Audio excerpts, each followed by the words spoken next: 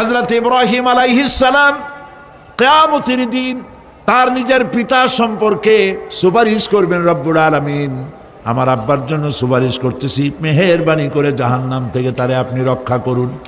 আল্লাহ রব্বুল আলামিন বলবেন, ইব্রাহিম তোমার সুপারিশ মঞ্জুর হবে না।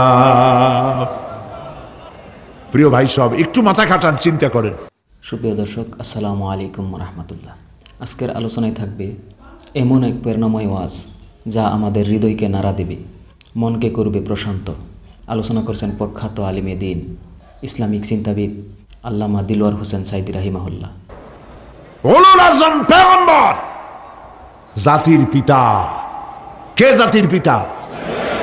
চিল্লায় বলুন, কলিজা সাফ করে ফেলুন। মুসলমানদের জাতির পিতা হাফিজ হাবি কেউ হতে পারে না।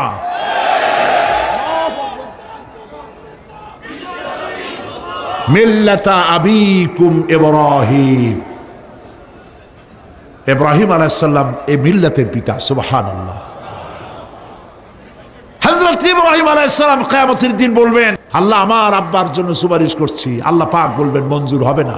আজর তোমার পিতা হতে পারে, কিন্তু আমার খলিলকে আগুনে ফেলার জন্য নমরুদকে সে সহযোগিতা করেছে, আমি তোমার পিতাকে ক্ষমা করব না। আল্লাহ কি কোনো কথা গোপন রাখছেন? কোন গোপন রাখছেন? সব বলে দিয়েছে। কেন চিন্তা করো নাই? নেতা একটাই সে মঞ্চে দাঁড়ায় বক্তৃতা করতেছে, বেটা সারা জীবনে নামাজ পড়ে না, চেহারার দিকে তাকাইলে মনেই হয় না মুসলমান। মরলে পরে ফেরেশতা পর্যন্ত আশ্চর্য হয়ে যাবে, বেটা তুই শ্মশান তুই কবরে আসছিস কেন?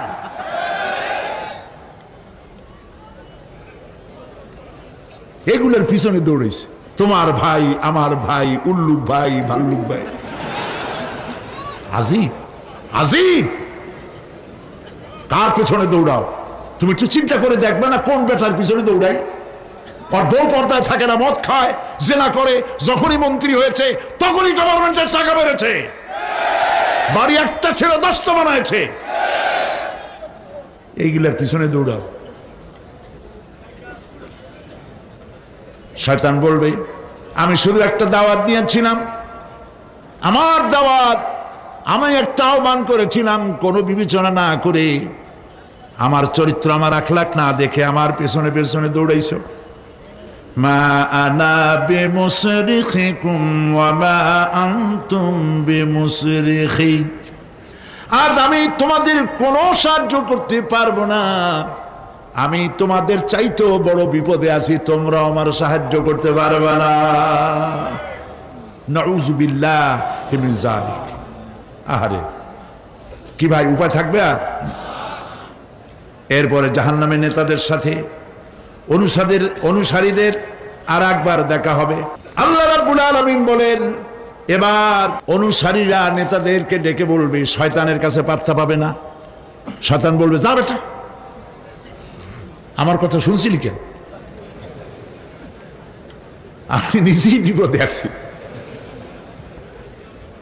জাহান্নামীরা এরপরে দেখা হবে, তাদের নিজেদের নেতাদের সঙ্গে দেখা হয়ে যাবে, এই তো বড় বাবাজিরে পাইছি। وقال الضعفاء للذين استكبروا إنا كنا لكم تبعا فهل أنتم مغنون عنا من عذاب الله من شيء। অনুসারীরা সেদিন নেতৃবৃন্দকে বলবে, আমরা তোমাদের অনুগামী ছিলাম, ও নেতারা যা কইছো তাই শুনছি, যা বলেছ তাই শুনেছি, যারে মারতে বলছো তারে মারছি, সারা রাত তোমাদের কথা মতো ইসলামের বিরোধিতা করছি। করছে না? যা বলেছ তাই করেছি। এখন তোমরা কি পারো? আমরা তো অনুসারী ছিলাম। ফাহাল আনতুম মুগনুনা আন্না মিন আযাবিল্লাহি মিন শাই।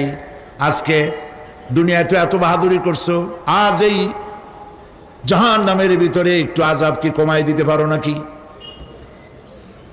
নেতারা বলবে, ক্বালু লাউ হাদানাল্লাহু লাহাদাইনাকুম সাওয়াউন আলাইনা আজাজি'না আম সাবারনা মা লানা মিন মাহিস।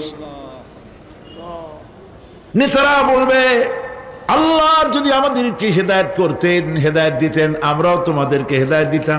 আজ ধৈর্য ধরো আর না ধরো, তোমাদের অবস্থার আমার অবস্থার সমান সমান। জাহান্নাম ছাড়া আজ আর কোনো গতি নাই, কিচ্ছু করার উপায় নাই, সব সর্বনাশ হয়ে যাবে।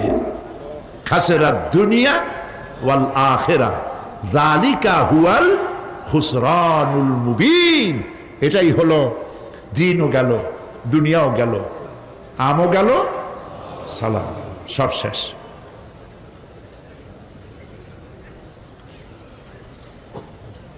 প্রিয় ভাইয়ের আমার, এরপরে আল্লাহ পাক বলছেন, জাহান্নামীরা, তাদেরকে কোনো ভালো খাবার দেওয়া হবে না। লা ইয়াযুকুনা ফিহা বারদাও ওয়ালা শারাবা। কোনো ঠান্ডা পানি তারা সেখানে পাবে না। কি পাবে?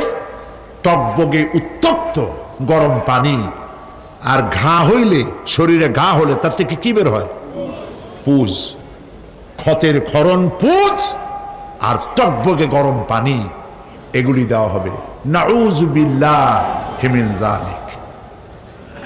ভাইরা আমার, আল্লাহ পাক কোরআনে কারীমে মধ্যে বলেন, তুসকা মিন আইনিন আনিয়া লাইসা লাহুম তুআমুন ইল্লা মিন দারি'in লা ইউসমিনু ওয়া লা ইউগনি মিন জু'। টকবগে ফুটন্ত পানি তাদেরকে পান করানো হবে, কাঁটা যুক্ত ঘাস খেতে দেওয়া হবে।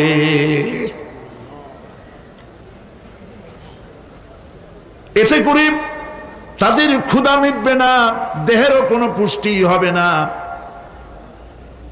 ক্ষুধাও নিবৃত্ত হবে না। এরপরে তাদেরকে জাহান্নামের আগুন দিয়ে তাদের পোশাক বানানো হবে। নাউযুবিল্লাহ।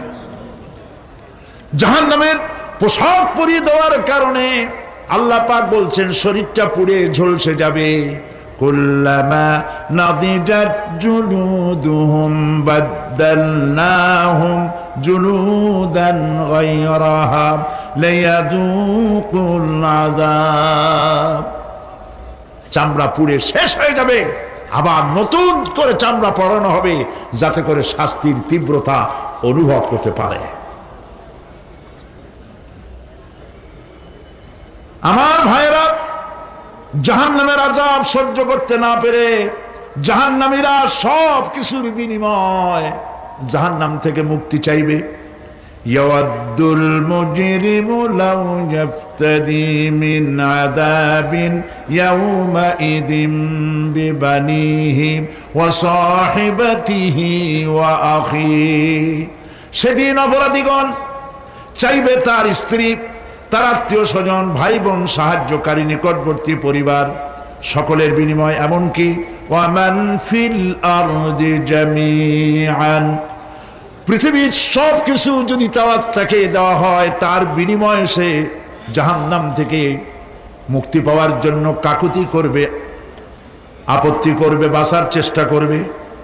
কিন্তু আল্লাহ রাব্বুল আলামিন পরিষ্কার করে বলেছেন, জাহান্নাম থেকে কাফেরদের মুক্তির কোনো উপায় নাই। খালিদিনা ফিহা আবাদান, চিরকালের জন্য তাদেরকে জাহান্নামে থাকতে হবে। এই জাহান্নামের কঠিন শাস্তি থেকে বাঁচার জন্য আল্লাহ রাব্বুল আলামিন কোরআনে কারীমের মধ্যে বলেছেন, ইয়া আইয়ুহাল্লাযীনা আমানু কু আনফুসাকুম ওয়া আহলিকুম নারা। হে বিশ্বাসীরা, জাহান্নামের আগুন থেকে নিজেকে বাঁচাও এবং পরিবারের লোকদেরকে বাঁচাও। বড় কঠিন জায়গা। পড়েন আমার সাথে, আল্লাহুম্মা আজিরনা মিনান নার। সবাই পড়েন, আল্লাহুম্মা আজিরনা মিনান নার। আবার পড়েন, আল্লাহুম্মা আজিরনা মিনান নার। আল্লাহ তাআলা জাহান্নাম থেকে আমাদেরকে মুক্তি দাও, জোরে বলেন আমিন। নবী করিম সাল্লাল্লাহু আলাইহি ওয়াসাল্লাম বলেছেন, মাগরিবের পরে 7 বার, ফজরের পরে 7 বার আল্লাহুম্মা আজিরনা মিনান নার পড়বেন, আল্লাহ পাক জাহান্নাম থেকে মুক্তি দিবেন। তবে হ্যাঁ, খালি এই আজিরনা মিনান নার বললেই যে জাহান্নাম থেকে মুক্তি হবে তা না। জাহান্নামে যাওয়া লাগে যেসব কাজ করলে সেই সব কাজ থেকে নিজে বাঁচো, আহল ও আয়াল রে বাঁচাও। আমার প্রিয় ভাইয়েরা, নিজেও জাহান্নাম থেকে বাঁচার চেষ্টা করলাম না, সন্তানদেরকে জাহান্নাম থেকে বাঁচাবার জন্য চেষ্টা করলাম না, আল্লাহর কাছে মহা মুসিবতে পড়ে যাব। সেই জন্য আল্লাহ পাক বলছেন, ইন্নাহুম কানু লা ইয়ারজুনা হিসাবা, এই লোকগুলি হিসাব নিকাশ যে দেওয়া লাগবে কিয়ামতের ময়দানে এটা তারা আশাই করতো না, বিশ্বাসও করতো না যে হিসাব নিকাশ হবে কিয়ামতে। আল্লাহ পাক বলেন, ইন্নাল্লাযীনা কাযযাবু বিআয়াতিনা ওয়াস্তাকবারু আনহা লা তুফাত্তাহু লাহুম আবওয়াবাস সামাই ওয়া লা ইয়াদখুলুনাল জান্নাতা হাত্তা ইয়ালিজাল জামালু ফি সাম্মিল খিয়াত। আল্লাহ পাক বলছেন, যারা আমার আয়াতকে অস্বীকার করেছে, মিথ্যা মনে করেছে এবং অহংকার করেছে, আমাকে অমান্য করেছে, এই সমস্ত লোকগুলি, তাদের জন্য আকাশের দরজা খোলা হবে না, আর তাদের জন্য তারা জান্নাতেও যেতে পারবে না। একটি সূচের ছিদ্র পথে উষ্ট্র গমন করা সম্ভব, কথা বুঝতে পারছেন? সুয়ের ছিদ্র দিয়া একটা উট গমন করা সম্ভব, কিন্তু এই সমস্ত মানুষগুলি জান্নাতে যাওয়া এর থেকে অসম্ভব। কোনদিন এরা জান্নাতে যেতে পারবে না। ওয়া কুল্লা শাইইন আহসাইনাহু কিতাবা, আর আমি সমস্ত কাজগুলি, ওরা মনে করেছিল যে আমি বুঝি তাদের হিসাব নিকাশ রাখতেছি না, আমি গুইনা প্রত্যেকটি জিনিস হিসাব করে একটি কিতাবের মধ্যে লিপিবদ্ধ করে রেখেছিলাম। সুবহানাল্লাহ। প্রিয় ভাইয়েরা, আল্লাহ পাক আমাদের সঙ্গে ফেরেশতা দিয়েছেন। আল্লাহ পাক কোরআনে কারিমে বলেন, লাহু মুআক্কিবাতুম মিন বাইনি ইয়াদাইহি ওয়া মিন খালফিহি ইয়াহফাযুনাহু মিন আমরিল্লাহ, ইয়াহফাযুনা মিন আমরিল্লাহ। তোমার ডানে, তোমার বামে, তোমার সামনে, তোমার পশ্চাতে আমার ফেরেশতারা তোমাদেরকে ঘিরে আছে। ওয়া ইন্না আলাইকুম লাহাফিযিন কিরামান কাতিবিনা ইয়ালামুনা মা তাফআলুন। সম্মানিত লেখক তোমাদের সাথে লাগিয়ে দেওয়া হয়েছে, তোমরা যা করো সব তারা জানে, সমস্ত কথাগুলি রেকর্ড হয়ে যাচ্ছে। আল্লাহ রাব্বুল আলামিনকে ফাঁকি দেওয়ার কোনো উপায় নাই। আমি আজ এই বিশাল জনসমুদ্রকে প্রশ্ন করি, আপনারা বলেন তো দেখি, এই চট্টগ্রামে এমন একটা জায়গা পাওয়া যাবে নাকি যেখানে আত্মগোপন করে গোপনে গোপনে পাপ করা যাবে, আল্লাহ টের পাবে না? আর যারা জবাব দিলেন না তাদের কাছে আছে, বাংলাদেশে আছে, সারা দুনিয়া আছে। এবার শোনেন আল্লাহ কি বলছেন। আল্লাহ রাব্বুল আলামিন বলেন, ওয়ায়ালামু মা ফিল বাররি ওয়াল বাহরি ওয়া মা তাসকুতু মিন ওয়ারাকাতিন ইল্লা ইয়ালামুহা। আল্লাহ পাক বলছেন, পানির ভিতরে কি হয়, স্থল ভাগে কি হয়, সব আমি জানি। এমনকি এই পৃথিবীর কোনো একটি পাতা যদি, কোনো গাছের পাতা যদি বৃন্তচ্যুত হয়ে ডাল থেকে খসে যদি মাটিতে পড়ে যায়, তাহলে কোন গাছের কোন পাতাটি পড়েছে তোমার আল্লাহর কাছে তার খবর হয়ে যায়। আটলান্টিক মহাসাগরের অতল তলদেশে যেখানে কারো নজর যায় না, মাইক্রোস্কোপ যন্ত্র ছাড়া দেখা যায় না, এমন একটা ছোট্ট পোকা যদি সেখানে বসে ক্ষুধার যন্ত্রণায় অথবা পেটের ব্যথায় যদি চিৎকার মারে, কেউ দেখে না, কেউ শোনে না, আল্লাহ পাক বলেন আমি দেখতে পাই, শুনতে পাই। হযরত ইউনূস আলাইহিস সালাম মাছে তারা গিলে ফেলে দিল, মাছটাকে পেটে করি নদীর অতল তলদেশে চলে গেল। একটু ভেবে দেখুন আমার ভাইয়েরা, ইউনূস আলাইহিস সালামের মতো এত বড় বিপদে মানুষ পড়ছে নাকি কোনোদিন? পেট দিয়ে বাইরে আবার পথ আছে, অন্ধকার পানির মধ্যে মাছের পেটের ভিতরে বসে ইউনূস আলাইহিস সালাম যখন দেখলেন বাঁচার কোনো পথ নাই, তিনি চিৎকার মেরে পড়লেন, লা ইলাহা ইল্লা আনতা সুবহানাকা ইন্নী কুনতু মিনাজ জালিমিন। আল্লাহ, তুমি ছাড়া কোনো ইলাহ নাই, আমি আমার নফসের পর জুলম করেছি। ওইখানে তো ভয়ের সরে মরে যাওয়ার কথা, কিন্তু আল্লাহর পয়গম্বর তিনি বিশ্বাস করেন, তিনি ঈমান রাখেন, তিনি আকীদা পোষণ করেন, আল্লাহ আমারে দেখতেছেন, শুনতেছেন। সুবহানাল্লাহ। হযরত ইউনূস আলাইহিস সালাম মাছের পেটের ভিতরে বসে যে চিৎকার মারলেন, কেউ শুনতে পায় নাই, পানির ভিতরে কেউ শোনে নাই, স্থলভাগে কেউ শোনে নাই, অন্তরিক্ষে মহাকাশে কেউ শুনতে পায় নাই। আপনার আমার আল্লাহ বলেন, ইউনূসের ডাক আমি শুনছি, শুধু শুনি নাই, তার আত্মনাদের, তার কাকতি বিরতির জবাব আমি দিয়ে দিয়েছি। ফাস্তাজাবনা লাহু ওয়া নাজ্জাইনাহু মিনাল গাম। পড়েন সবাই, ফাস্তাজাবনা লাহু ওয়া নাজ্জাইনাহু মিনাল গাম্মি ওয়া কাযালিকা নুনজিল মুমিনিন। ইউনূস আলাইহিস সালামের চোখের পানি আল্লাহ রাব্বুল আলামিনের দরবারে মঞ্জুর হয়ে গেল। মাছের পেটে ব্যথা শুরু হয়ে গেল, মাছ পেটের যন্ত্রণায় অস্থির হয়ে ভেসে উঠল। মাছের অবস্থা হলো এই, বমি করলে যেন বাসি, দরিয়ার কিনারে চলে গেল। ইউনূস আলাইহিস সালাম রে বমি করে ভালাইয়ে দিল। ইউনূস আলাইহিস সালাম বেঁচে গেলেন। এখানেই ঘটনা আল্লাহ শেষ করেন নাই। আল্লাহ রাব্বুল আলামিন বললেন, এত বড় বিপদ থেকে যে আল্লাহ ইউনূসকে বাঁচায় দিয়েছে, ওয়া কাযালিকা নুনজিল মুমিনিন। মুমিন বান্দারা যদি বিপদে পড়ে আর আমারে যদি ডাকে, আমি আল্লাহ রাব্বুল আলামিন বাঁচাইয়া দেব।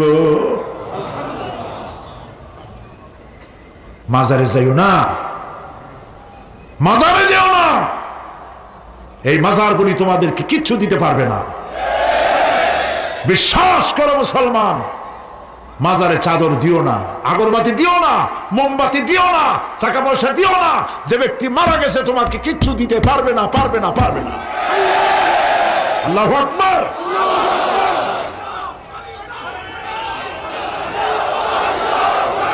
প্রিয় ভাই সব, আল্লাহর ওলিদের মাজার সংরক্ষিত থাকবে, আল্লাহর ওলিদের মাজার সংরক্ষিত থাকবে।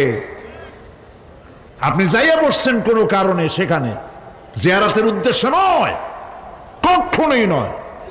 যে বসছেন সিলেটে, এখন শাহজালাল রহমতুল্লাহ আলাইহির মাজার জিয়ারত করতে পারেন, কিন্তু নিয়ত করে যাইতে পারবেন না, রাসূলুল্লাহ নিষেধ করেছেন। আল্লাহর নিষেধ, আল্লাহর আদেশ মানা যেমন ফরজ, রাসূলুল্লাহর আদেশ নিষেধ মানা উম্মতের জন্য ফরজ।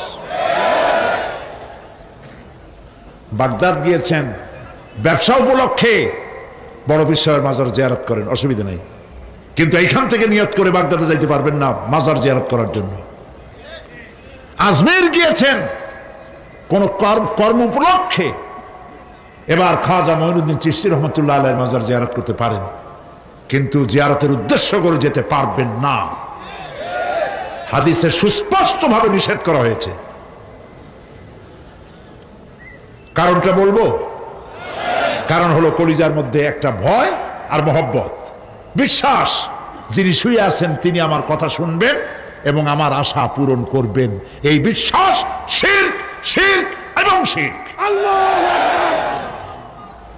আপনি কবরের কাছে যাচ্ছেন, যার কাছে যাচ্ছেন, ধরেন খাজা মঈন চিশতি রহমতুল্লাহ আলাইহ, মাহবুব সুবহানি, কতবে রব্বানি, শেখ মহিউদ্দিন আব্দুল কাদের জিলানী রহমতুল্লাহ আলাইহ।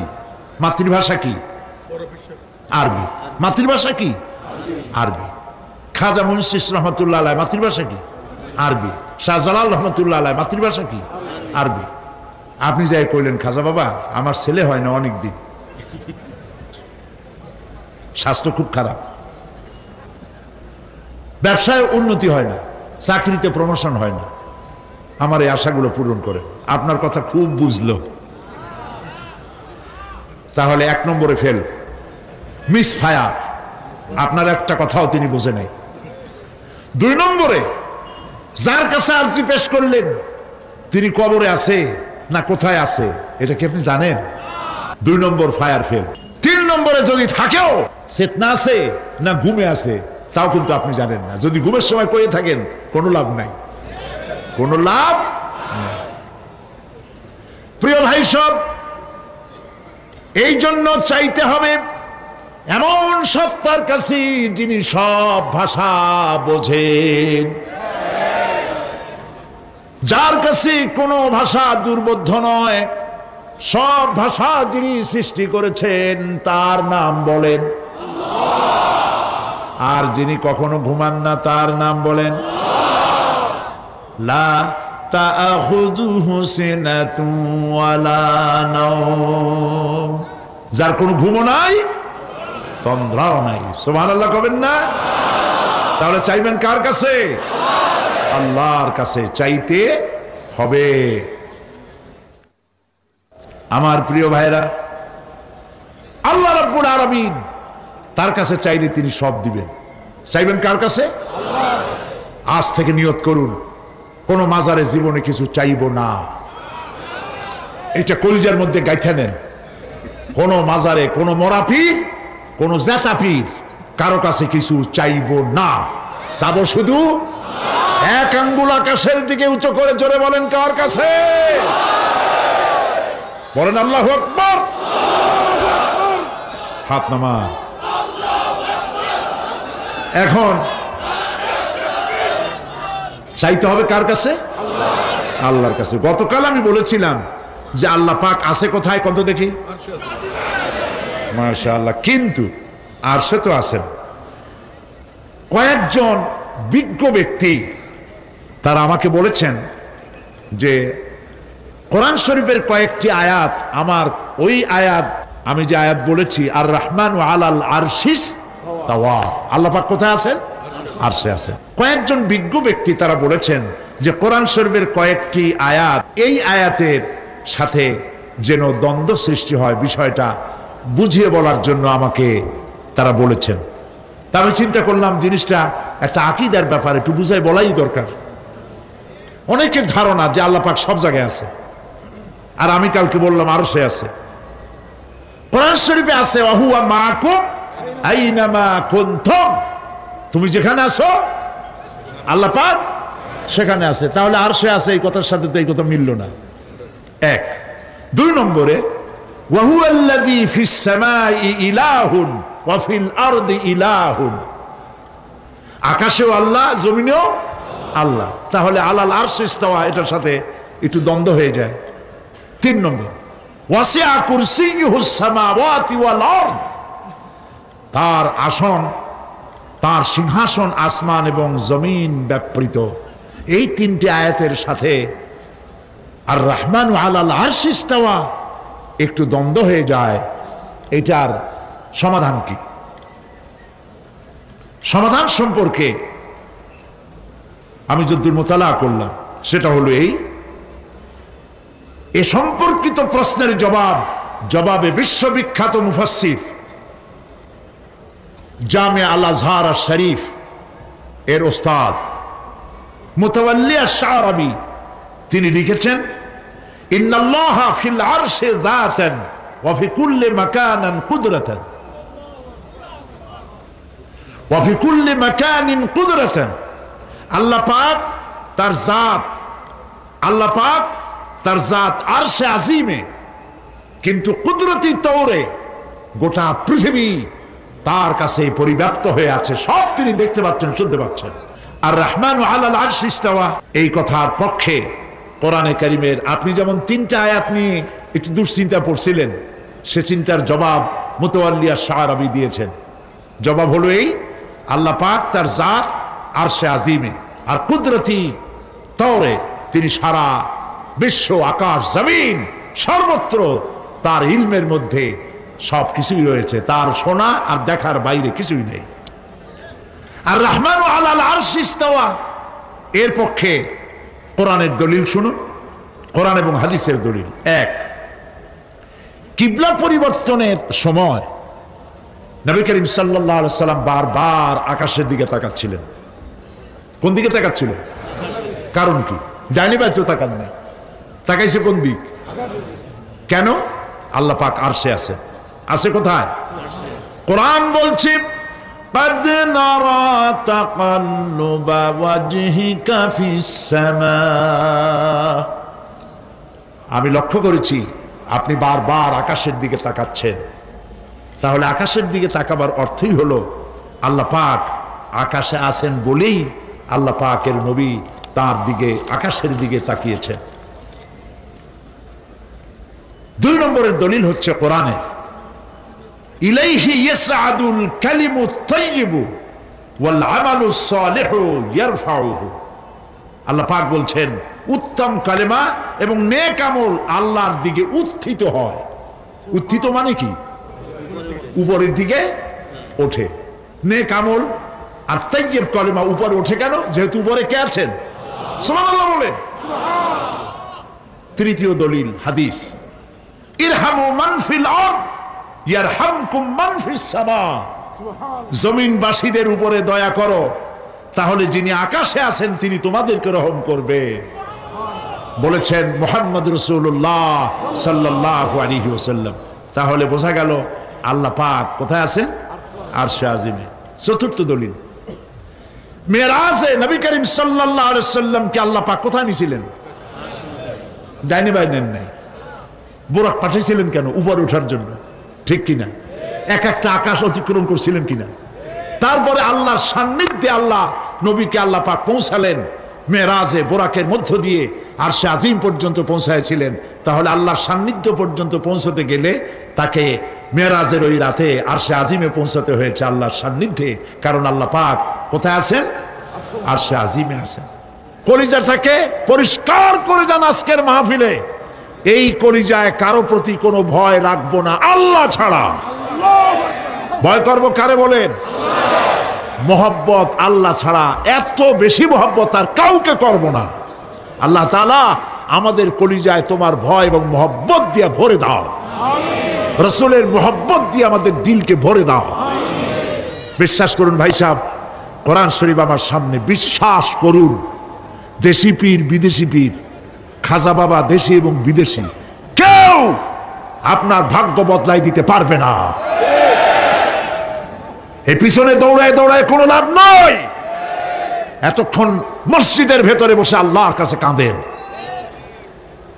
ওয়াকালা রাব্বুকুম উদউনি আস্তাজিব লাকুম। তোমার রব বলেছে আমারে ডাকো, আমি ডাকের সাড়া দিয়ে দেব। সুবহানাল্লাহ। আর আল্লাহ বলেছেন আমার ইবাদতের সাথে কাউকে শরীক করবে না। খবরদার। আলাইসাল্লাহু বিকাফিন আবদা। আল্লাহ প্রশ্ন করছেন, আলাইসাল্লাহু বিকাফিন আবদা, আমি কি আমার বান্দার জন্য যথেষ্ট নই? চিল্লায় বলুন অবশ্যই যথেষ্ট। আবার বলেন অবশ্যই যথেষ্ট। কলিজা সাফ করে ফেলেন। সম্রাট শাহজাহান, দিল্লির সম্রাট, হাবিজাবি সম্রাট না, দিল্লির সম্রাট, এখন কোথায়? কবরের মধ্যে। কবি বলতেছেন, শাহনে জাহাঁ কো जिन्हें फकर से देते थे बाज, शाहने जहां को जिन्हें फकर से देते थे बाज, वाज कब्र में है सूरह अलहम्दु की मोहताज। সারা ভারতবর্ষ যারা ট্যাক্স দিয়ে নিজেকে সৌভাগ্যবান বলে মনে করত, সে আজ কবরের মধ্যে ভিক্ষুকের মতো সূরা আলহামদুর মতো একটি সূরার মুহতাজ হয়ে ভিক্ষুকের মতো শুয়ে আছে। সম্রাট শাহজাহান মসজিদে বসে আছে, এক ফকির ঘুরতেছে। লোকেরা কয় ছোটবেলা থেকেই তোমার খয়রাত করতে দেখলাম, ভিক্ষা কি জীবনেও যাবে না তোমার? লোকটি বলছে, আমি ভিক্ষা করবো স্যার, আমার উপায়টা কি? কারণ আমারে তো লোকেরা এই মুরব্বীকে বসায় না। এই লোকটি আমি ভিক্ষা করা ছাড়া করবো কি? লোকেরা তো আমার 4 টাকা 50 টাকা 100 টাকা দেয় না, 4 আনা 5 আনা 1 টাকা এই আমার দেয়, এ দিয়ে আমি বড় লোক হবো কেমন? লোকটি বলছে, আচ্ছা দেখো, তুমি তো জায়গা মতো যাইতে পারো নাই, বাদশার কাছে যাও, এমন দেওয়া দেবে জীবনে আর খয়রাত করা লাগবে না। তো বাদশার কাছে কি খয়রাতি যাইতে পারে কোনোদিন? কয় হ্যাঁ, এখন পারবা। কেমনে?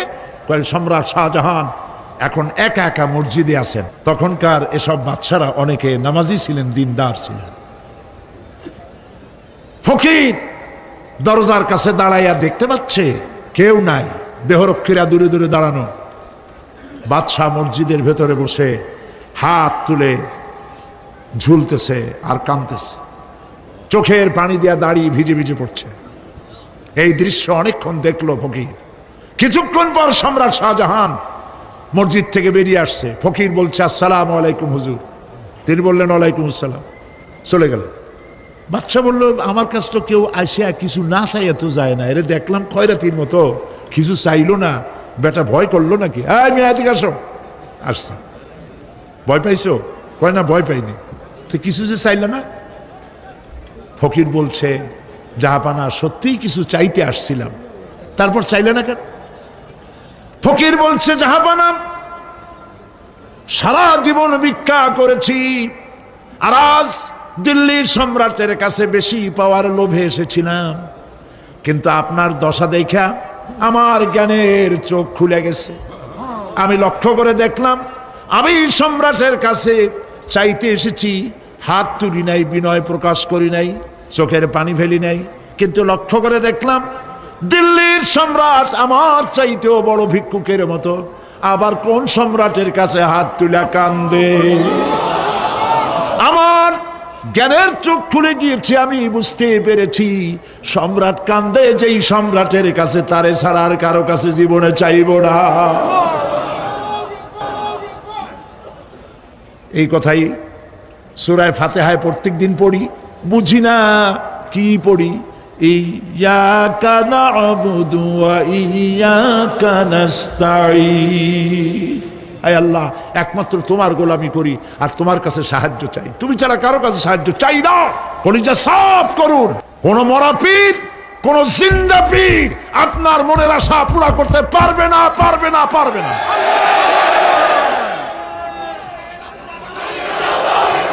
আর আজ থেকে কোন মাজারে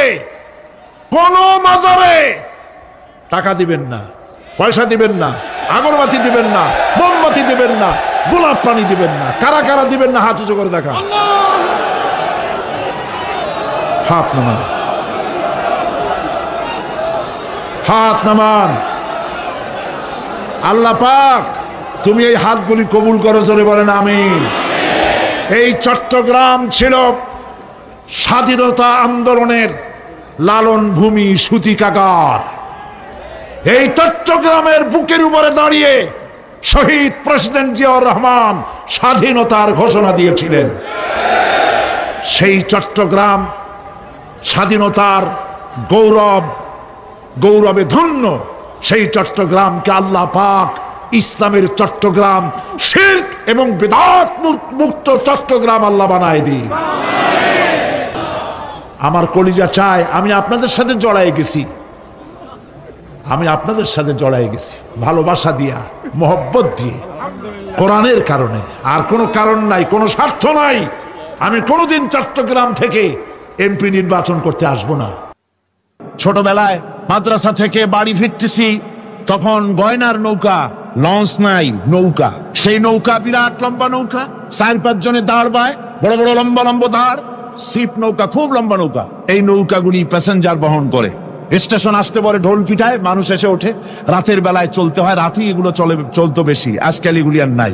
সেই নৌকার মাঝখানে থাকতো বাঁশ পোতা, 2 দিকে মানুষ শোবে, নৌকার 2 দিকে মাথা দিয়ে, 1 দিকে পা দিয়ে শোবে। ছাত্র জীবন, শুয়ে আছি এরকম করে, কিন্তু পা লম্বা করা যায় না, পা লম্বা করলে আর একজনের বুকের উপরে গিয়ে ওঠে। এভাবে করে পা কতক্ষণ গোটো করে রাখা যায়? কিছুক্ষণ পর মনের মধ্যে চিন্তা জাগলো যে আল্লাহ, হাঁটুতে তো ব্যথা করতেছে, এই হাঁটুগুলি যদি নাট বল্টুর মতো মোড়ায় মোড়াইয়া খোলার সিস্টেম করে দিতে, তাহলে তো এখন কষ্ট হতো না।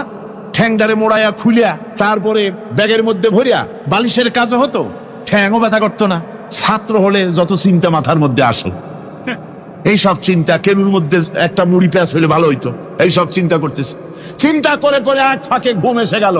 সকালবেলায় নৌকা যখন ফিরেছে স্টেশনে, ঘুম ভেঙে গেল যাত্রীদের চিৎকারে।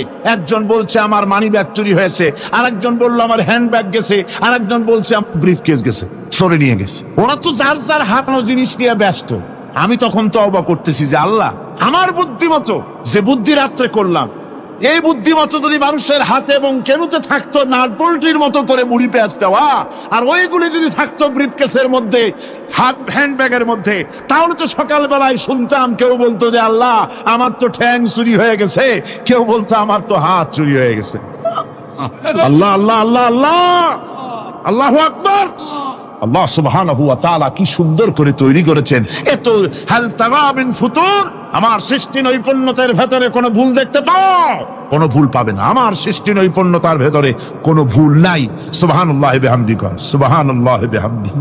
এত সুন্দর করে আল্লাহ সুবহানাহু ওয়া তাআলা মানুষ সৃষ্টি করলেন। খলাকাল ইনসান আল্লামাহুল বায়ান। তিনি মানুষকে কথা বলা শিখিয়েছেন, তিনি মানুষকে সৃষ্টি করেছেন এত সুন্দর করে, চামড়া দিয়ে, সুন্দর করে চোখ দিয়ে, চুল দিয়ে, মুখ দিয়ে, কি সুন্দর করে বানিয়েছেন। সুবহানাল্লাহ। দেখুন, পায়ের তালুর চামড়া একরকম, তলার চামড়া আর এক রকম, বুকের চামড়া একরকম, পিঠের চামড়া আর এক রকম, ঠিক কিনা কর? পায়ের উপরের যে চামড়া, ওই চামড়াটা যদি পায়ের তলায় হতো, 2 দিনও হাঁটা যেত না, প্রতি সপ্তাহে 3 বার করে হাফ শুরু করা লাগতো। কোন ঠিক কিনা? আল্লাহ সুবহানাহু ওয়া তাআলা যেখানে যেটা দরকার তাই দিয়েছেন। আর ওরা বলে কি, কয় যে আল্লাহ নাই, দেয়ার ইজ নো গড। ছাগল কোথাকার।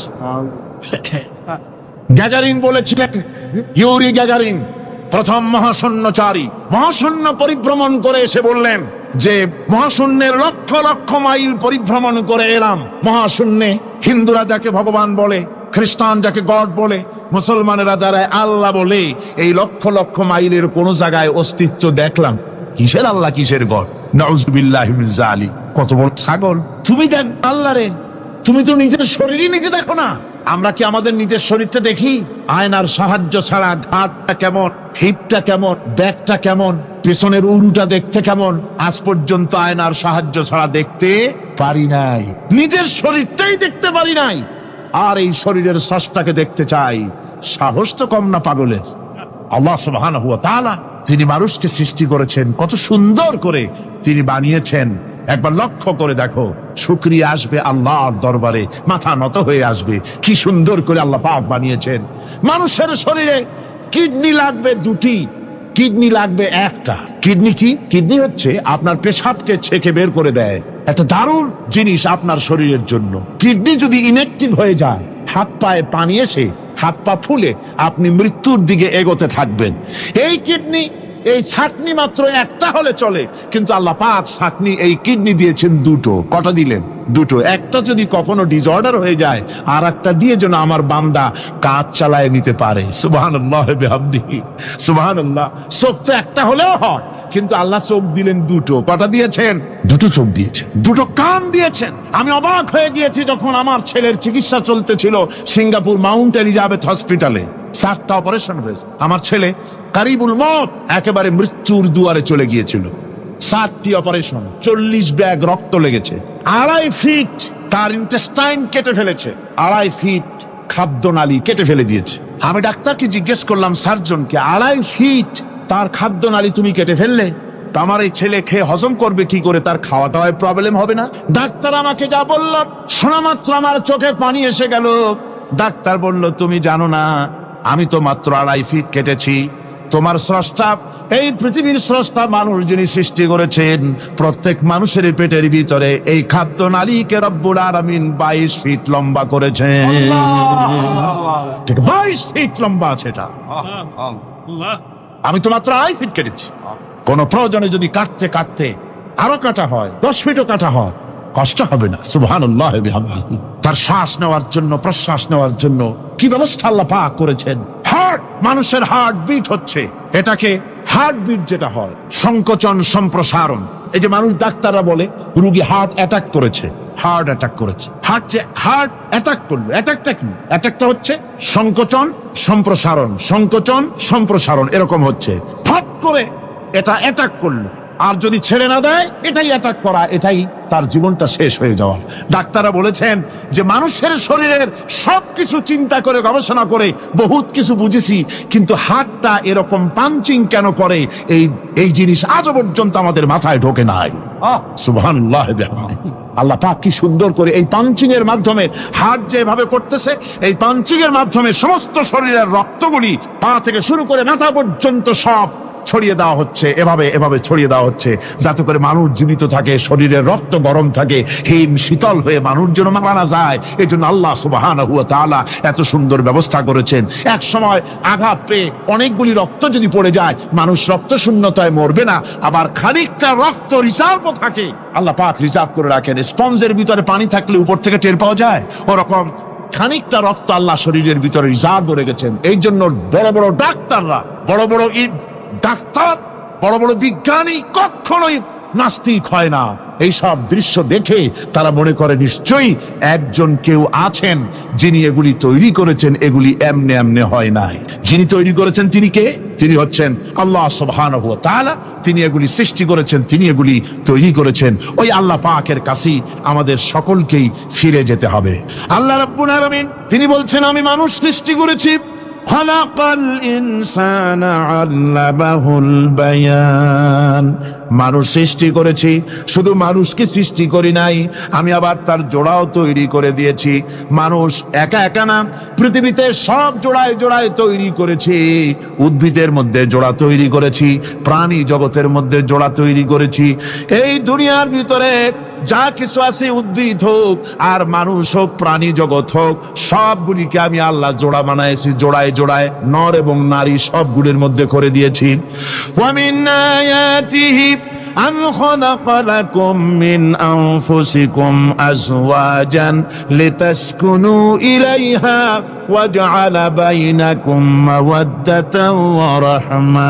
আল্লাহ রাব্বুল আলামিন বলেন, আমার অগণিত নিদর্শনের ভিতরে এটাও একটি নিদর্শন যে আমি তোমাদের থেকে তোমাদের জোড়া তৈরি করেছি, তোমাদের স্ত্রীদেরকে তৈরি করেছি, যাতে করে তোমরা তাদের কাছে শান্তি পাও। আর তোমাদের মধ্যে ভালোবাসা সৃষ্টি করেছি, মহব্বত সৃষ্টি করে দিয়েছি। আর পরিণত বয়সে এই মহব্বতকে আমি আল্লাহ করুণার সহৃদয়তায় পরিণত করে দেই। তোমার থেকে তোমার জোড়া নারী সৃষ্টি করেছি, স্ত্রী, সেই স্ত্রীর কাছে তুমি তোমার স্বস্তি শান্তি ফিরে পাবে। আর যখন বৃদ্ধ হয়ে যাবে, তখন এই ভালোবাসাটা আমি করুণা আর মহব্বতের মধ্যে পয়দা করে দেই। এর দ্বারা এই ভালোবাসা এবং মহব্বতের মাধ্যমে সন্তান সন্ততি পৃথিবীতে আসে, নাতি আসে, পৌত্র আসে, পৌত্রী আসে। এভাবে করে আত্মীয় স্বজন পরিবেষ্টিত অবস্থায় দুনিয়ায় মানব বংশ আমি এভাবে করে বৃদ্ধি করি। আর এরপরে মানব সৃষ্টি করে মানুষকে এক পরিবেশ সৃষ্টি করে দিয়ে তাকে কথা বলারও আমি ভাষা শিখিয়েছি। আল্লামাহুল বায়ান, মানুষকে আমি কি শিক্ষা দিয়েছি? কথা বলতে আমি শিক্ষা দিয়েছি। কথা বলার কারণেই মানুষ আর কথা বলতে পারে না বলে মানুষের সাথে পশুর সাথে এই বিরাট পার্থক্য। পশু কথা বলতে পারে না, মানুষ কথা বলতে পারে। কথা বলা হচ্ছে মানুষের একটা বিশেষ বৈশিষ্ট্য। আরে বায়ান শব্দের অর্থ শুধু কথা নয়, বায়ান শব্দের অর্থ হচ্ছে চেতনা, বুদ্ধি, অনুভূতি, প্রজ্ঞা, মেধা, চিন্তা, বিবেচনা, ইচ্ছা শক্তি, প্রতিরোধ শক্তি, এ সবগুলি বায়ানের ভিতরে সীমাবদ্ধ। যে আমি বায়ান শিক্ষা দিয়েছি, তার মানে এতগুলি জিনিস আমি তোমার মধ্যে আমি সৃষ্টি করে দিয়েছি মানুষের মধ্যে। এরপরে এ বায়ান একটি শিক্ষা। শিক্ষা বলতে বুঝায়, এই শিক্ষাটা আল্লাহ সবাইকে দিয়েছেন। মাছ সাঁতার কাটতে পারবে, পাখি আকাশে উঠতে পারবে। পাখিকে আল্লাহ ওড়ার ক্ষমতা দিয়েছেন। মুরগির বাচ্চা ডিমের থেকে বের করে পানির মধ্যে ছেড়ে দিবেন, ও সাঁতার কাটতে পারবে না। আপনি আমারে কোন মুরগির ডিমের ভিতরে মুরগির বাচ্চা, হাঁসের ডিমের ভিতরে হাঁসের বাচ্চা, সে কি করে বোঝে ডিমের কোন অংশ পাতলা, সেই অংশটা সে অপারেশন শুরু করে দেয়। সে কিন্তু সব জায়গায় ঠোকায় না। ওই ডিমের পর্দার ভিতরে একটা অংশ আছে পাতলা, সামান্য পাতলা, সেই পাতলা অংশ সে ঠুক করে একটুখানি অপারেশন করে, পর্দাটা ফেটে যায়, সেখান থেকে সে বেরিয়ে আসে। কে শিখালো যে এই জায়গায় ঠুক করে আওয়াজ কর, বেরোতে পারবি? কে শিখালো? আল্লাহ পাক শিক্ষা দিয়েছেন। এটা বায়ানের অন্তর্গত। মানুষকে দিয়েছেন বায়ান, ওকে দিয়েছেন শিক্ষা। হাঁসের বাচ্চা পানির ভিতরে ছেড়ে দিলে ওকে সাঁতার কাটতে হবে, কে শিখালো? আল্লাহ পাক। বাতাসে পাখিরা উড়ে বেড়ায় ডানা মেলে। আওয়ালাম ইয়ারাও ইলা তায়রি সাফাতিন ওয়া ইয়াকবিদনা মা ইউমসিকুহুন্না ইল্লার রহমান। দেখে নাকি তার পাখিটি কেমন মেলি দুটি লঘু ডানা উড়িয়া বেড়ায়, শূন্যের পরে নাহি তার কোনো মানা।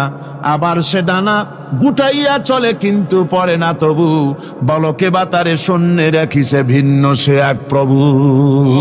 প্লেনের মতো, এরোপ্লেনের মতো, দেখছেন না পাখিগুলি এরকম করে ওড়ে।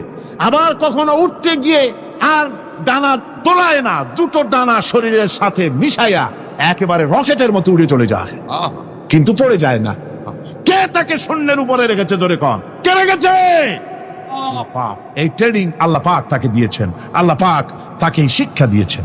এই শিক্ষা, পানিতে সাঁতার কাটবে মাছ, বায়ুতে ভেসে বেড়াবে পাখি, তারপরে মানুষের চোখের পলক পড়বে, পাকস্থলী হজম করবে, এসব শিক্ষা আল্লাহই দিয়েছেন। প্রত্যেকটা জিনিসকে সৃষ্টি করেছেন, আর তার কাজটাও কিভাবে হবে তাও আল্লাহ পাক শিখিয়ে দিয়েছেন। এই জন্য শুধুমাত্র এই শিক্ষাটুকুনি নয়, মূল শিক্ষা হচ্ছে আল্লামাহুল বায়ান। এর আসল অর্থ হলো মানুষের জ্ঞানের পূর্ণতার জন্য আল্লাহ পাক বায়ান দিয়েছেন। সে বায়ান হচ্ছে কোরআনে কারীম।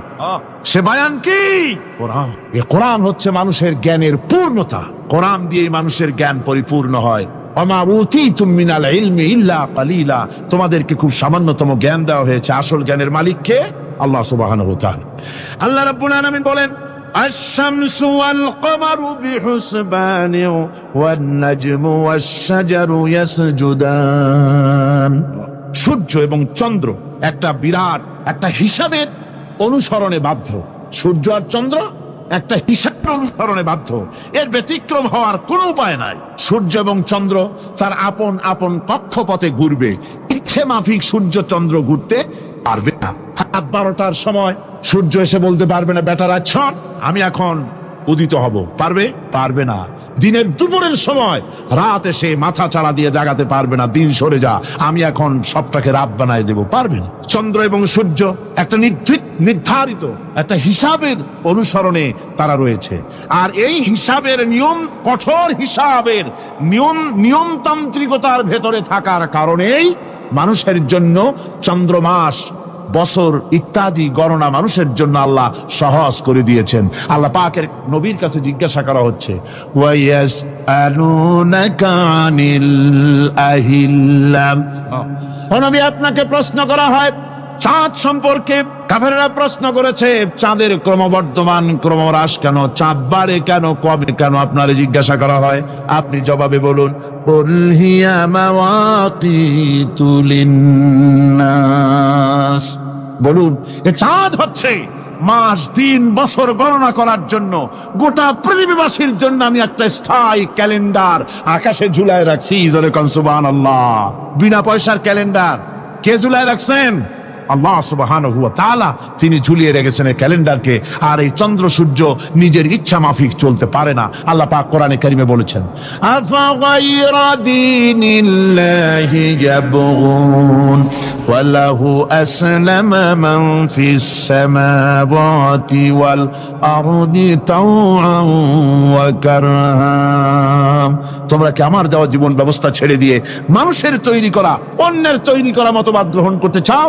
ওয়ালাহু আসলামা মান ফিস সামাওয়াতি ওয়াল আরদ। অথচ আকাশে যা কিছু আছে, জমিনে যা কিছু আছে, সব আমার কি করছে? আমার হুকুম মেনে আমার আনুগত্য করে তারা চলছে, আনুগত্যের সামনে মস্তক অবনত করে দিয়েছে।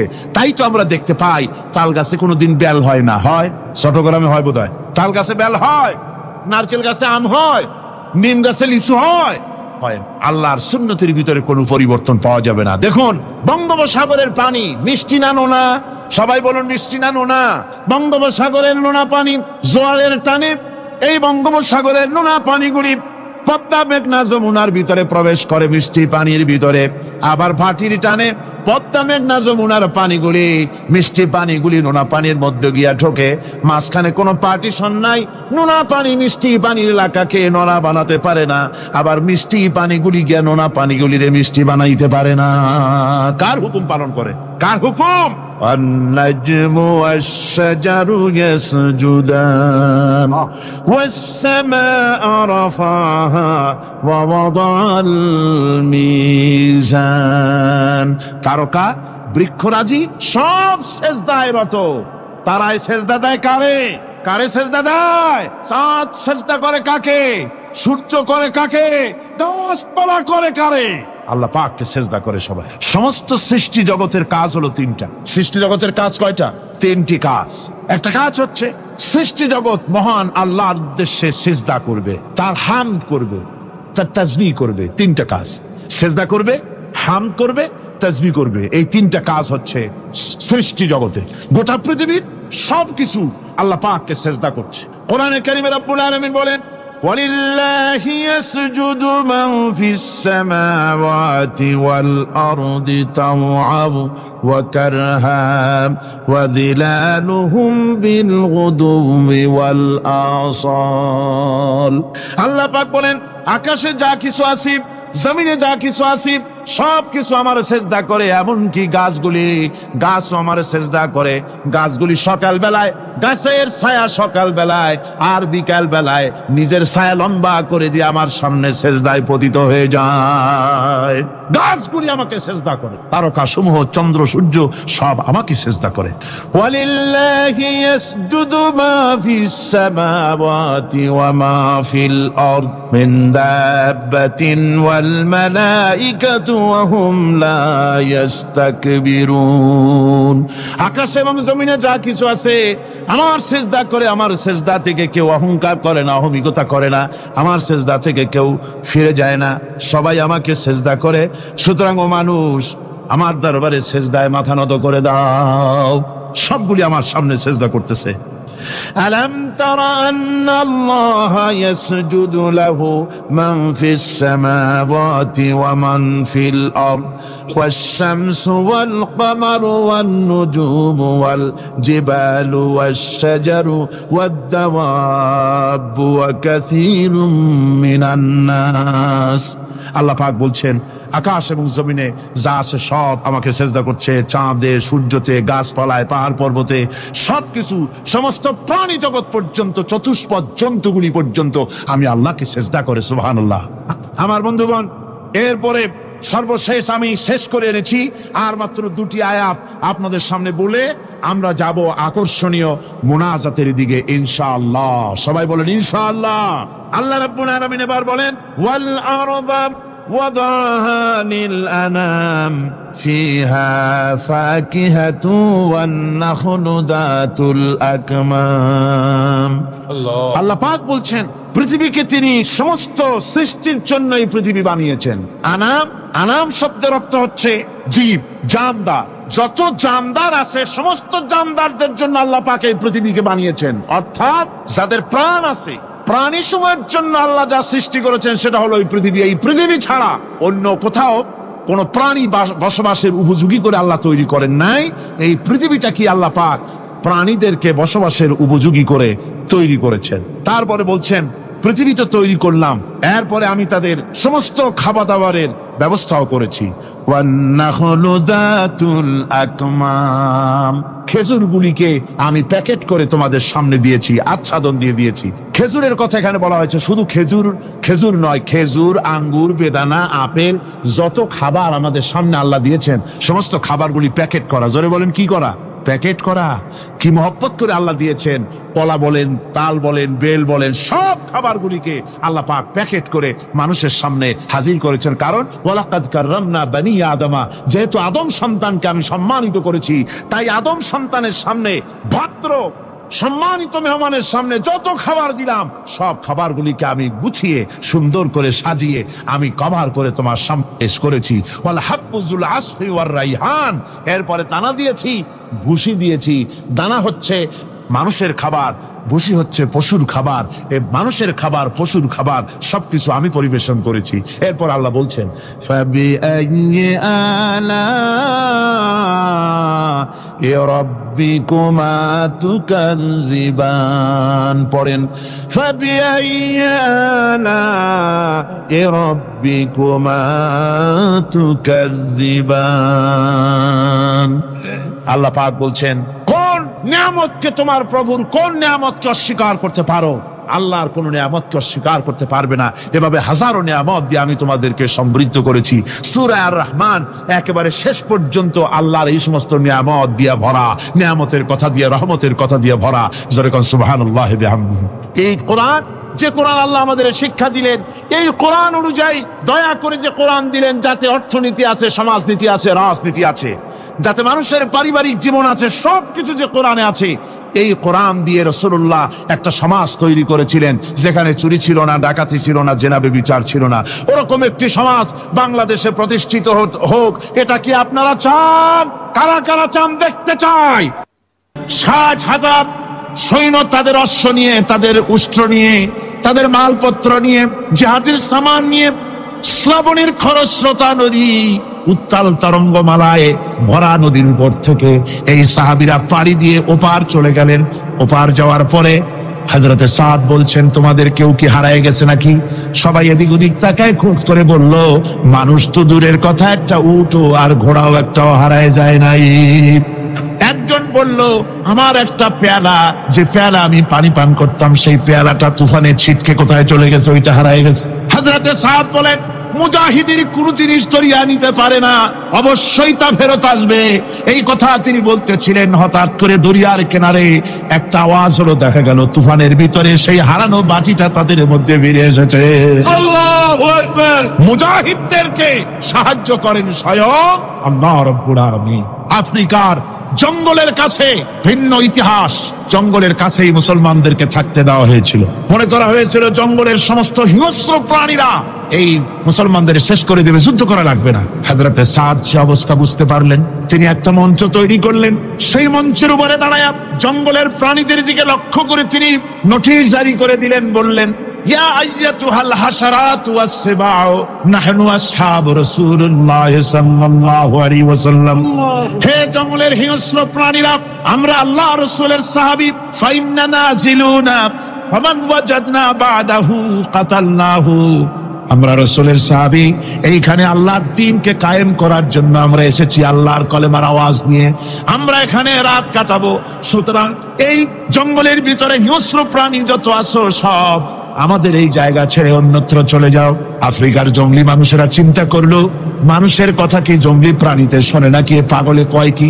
তারা তাকায় তাকায় দেখলো, হযরতে সাদের এই ঘোষণার পরে বাঘের কাতারে বাঘ, সিংহের কাতারে সিংহ, সাপের কাতারে সাপ, যার যার ডিম আর বাচ্চাগুলি মুখে কামড়ায়া সাহাবীদের এলাকা ছেড়ে দিয়ে তারা অন্যত্র চলে গেল।